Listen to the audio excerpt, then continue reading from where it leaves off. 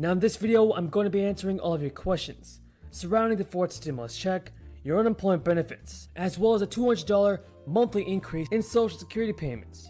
So you guys want to be sure to stay until the end of this video to find out the latest news surrounding stimulus checks. So, first things first, a majority of Americans are now favoring recurring payments. Targeting putting hundreds of thousands of people to work, including plumbers, pipe fitters, electrical workers, steel workers, so many other union workers, modernizing roads, bridges, water systems, broadband systems. Are now favoring recurring stimulus checks. According to multiple sources, nearly 2/3 of all voters support $2,000 monthly payments to all Americans for the length of the crisis. Supporters include a majority of independents and Republicans. Now that's interesting to me, folks. The American people are asking Congress to send out more checks. However, whether it be the Democrats or the Republicans, many of our politicians are holding back our stimulus check. Which party, everybody, is holding back the stimulus money? Tell me who you think is to blame in the comments below. Doing everything we can to lift up our HBCUs, but to know that if we are to invest in the strength of our nation, we must invest in our HBCUs.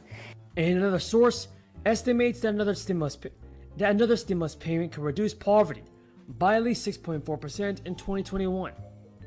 And many economists are on board with this. And when it was developed, 50% of seniors lived in poverty. Today, poverty among seniors is too high, but that number is 10%. Social Security has done exactly what it was designed to do. Think about this. For 75 years. Gavin Newsom also signed a new budget into law back in July, which includes a stimulus check for about 2/3 of the state residents. This was all part of the $100 billion California comeback plan. Everybody, even though President Biden and the previous president did send out $1,400 checks, I believe that our own state governors should do the same thing as Governor Gavin Newsom and send out their own state stimulus. If you guys agree with me, tell me in the comments below. I think what you saw is millions of people standing up, grassroots activists standing up and saying, you know what? At a time of massive income and wealth inequality, maybe, and Chuck, this is a radical idea. To make things clear, the Biden administration is not against a fourth round of payments, everybody, but the president does recognize their high price tag. He also has other priorities, specifically infrastructure and help for families. The White House press secretary told reporters that President Biden is happy to hear from a range of ideas on what will be the most effective and what's most important to the economy moving forward. Now, relief payments were intended to ease the crisis impact and support the economy in the process. Now, since the American Rescue Plan was passed and approved, about 170 million people have received a $1,400 stimulus check. Have you folks received your $1,400 stimulus checks? Tell me in the comments below, everybody. In the second quarter of 2021, the US economy grew at an annualized rate of 6.5%. And many people are saying that the economy is recovering in a good way. Let's not forget the American Families Plan, which was the third stimulus bill, was focused on child care, education, and much more. The Democrats are now pushing forward for another $3.5 trillion budget blueprint.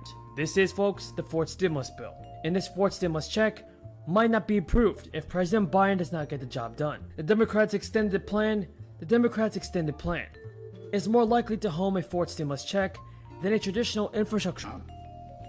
The next stop is dealing with the ability to pass the rest of my Build Back Better agenda. Once in a generation investments in our people, making housing more affordable, bringing down the cost of prescription by giving Medicare. Plan. But Joe Manchin of West Virginia is among the most centrist Democratic senator. He has warned against overusing reconciliation. He is also apparently unwilling to do away with the filibuster, which would lower the number of votes needed to pass legislation to 51.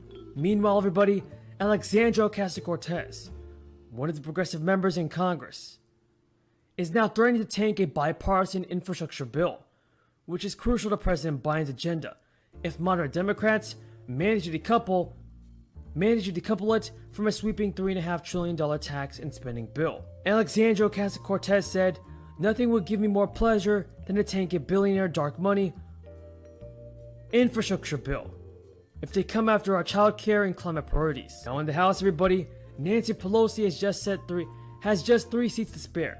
It is possible the progressive lawmakers could torpedo the bipartisan deal if it's not tethered to a larger reconciliation package.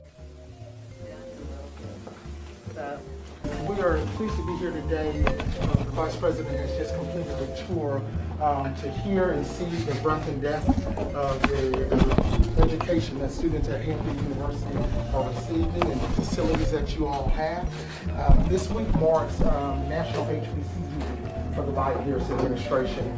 And it really has been an opportunity to talk about the importance of historically black colleges and universities in this nation. It is not by happenstance, but by design that we are at Hampton. This institute supports cutting-edge STEM research, and it's the perfect place to highlight the administration's proposal to invest in HBCU R&D infrastructure and to train the next generation of STEM professionals, which these amazing students are. As chair of the National Space Council, the Vice President has been focused on this work, and your work is important not only for what you do here every day, but what it will mean in the future around the country. So this is really an exciting time, and it is also have a wonderful conversation. So with that, as always, it is a pleasure to Vice President. Thank you, Ben. Honored to be here at Hampton University with all of you. I want to thank the president, Dr. William Harvey, who warmly greeted us on our arrival.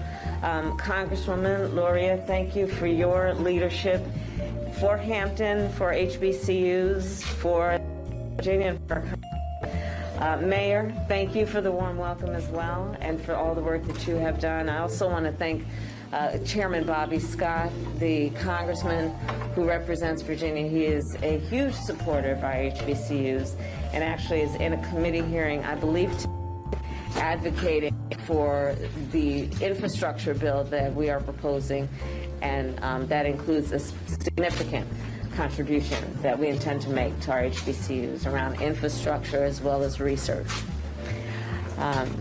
I believe we are at the beginning of a new era.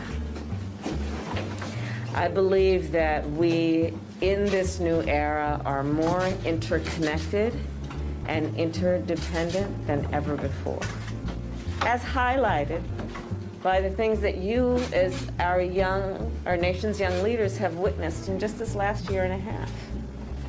We've seen a pandemic, which has really emphasized the significance of our mutual investment in the issue of global health. We have seen cyber attacks, which tell us the role and the use of technology, not only for good as we know it in